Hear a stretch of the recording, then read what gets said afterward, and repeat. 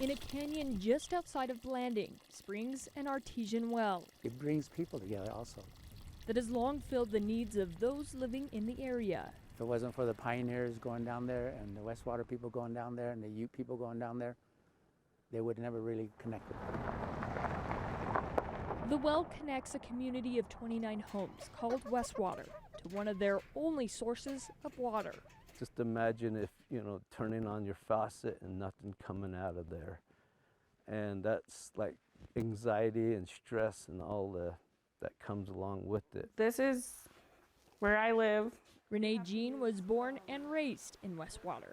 I experienced from having no water to electricity to hauling water and carrying water from the canyon. It was pretty harsh. Notice the stove and refrigerator, appliances that wouldn't be possible without electricity, something their community didn't have until last year. They can come in now and just flick the light on, and I'm like, wow. Now that this community has electricity, they're working on getting running water, but that's proved challenging because much of this land is archaeological sites. This is actually our aerial design.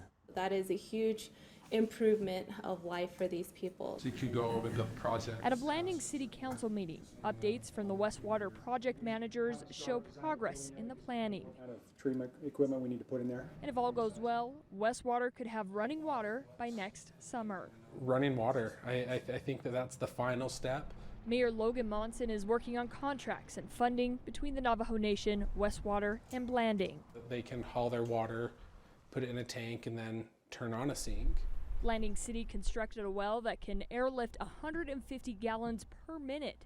They're now working on a pump house and a treatment house. This is Center Street across the Westwater Canyon. Ryan Barton with the Navajo Nation says the water line will follow the power lines. Having access to water and electricity, it gives you more time for other parts of your life to focus on. The project design is 60% complete, according to project manager Corey Higdon. I think it's just touching that everyone has been able to come together to collaborate to see this to fruition, because it is a basic necessity that all should be afforded. In the meantime, we let it come in here and then it sipes into the restroom. Renee keeps hauling water. It's like every, say, 2 weeks we haul water depending on how many people are in the house. She has a 1,000-gallon tank that filters through this motor for her family of 5. Pretty easy if you put your mind to it. When the city water is closed for the weekends, residents walk down to the well. I came down here last night and got some water myself. A place they hope to preserve, because they don't just draw water there. You can take water, but you can also leave behind whatever's bothering you, whatever is ailing you. It's a place to connect. So the water is like a healer. And to give the gift of life, water. In Blanding, Aaron Cox, KSL 5 News.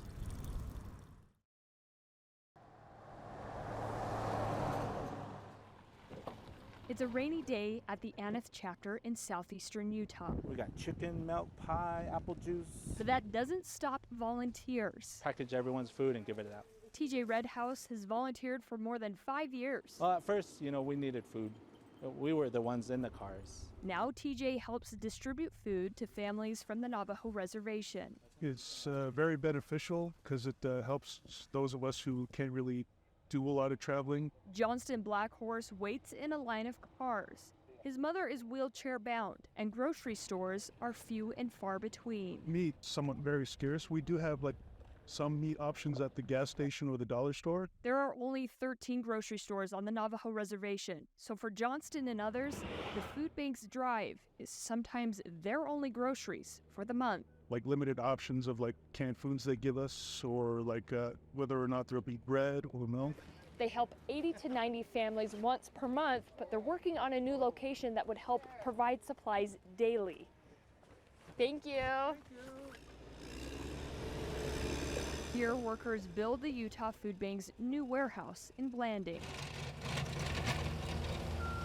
This was something that needed to be done years ago. Jeanette Bott, CEO of the Utah Food Bank, says the Navajo Trust Fund approached them asking for help. They are building 2 pantries, one in Montezuma Creek and another in Monument Valley. This is where they'll walk into the new food pantry. They'll check in at the front desk right here, and then there's an area for their kids to play while they pick up their food supplies. So having the food there and having it there, Monday through Friday versus trying to just pick one day of the month when the truck will be there, it's going to be so much easier for families. The new locations provide daily supplies and different types of food. We didn't have no breakfast, lunch, or dinner. Anna Tom remembers busing to school in Blanding at 5 in the morning. Her parents didn't pack a lunch, and all they had at home was what she calls survival food. Mutton stew, fried bread, or dry bread, or tortillas. Those are our everyday foods.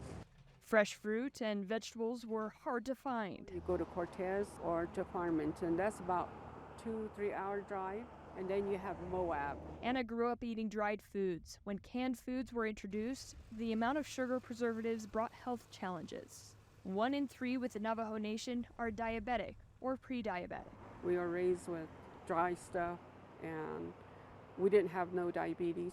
Anna says her doctor recommended going back to eating dry food, a diet she and others hope the Utah Food Bank will help with. My parents have a special dietary needs, so they have to eat either chicken or lean meats. Okay, I'll let them know too. Hoping to find food for their families. Rice, peaches. On more than just one rainy day of the month. We are so humbled to be part of this, to bring this service to this county. In Aneth, Aaron Cox, KSL 5 News.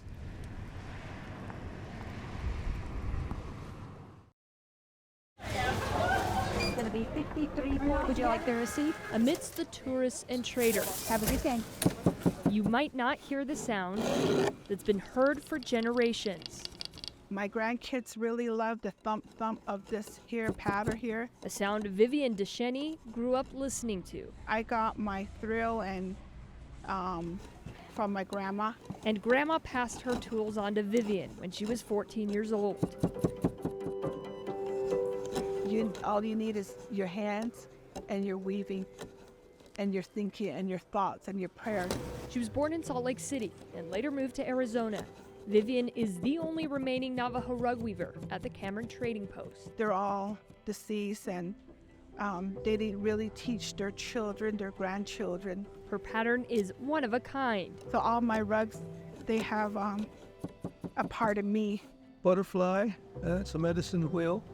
Friendship hand, so it's just my hand and my trusty pliers. Jimmy is a silversmith. Starting with the right leg. From the Navajo Nation. Anything that I can draw on a piece of paper without picking it up, I can make. He was 8 years old when Jimmy discovered he could make jewelry.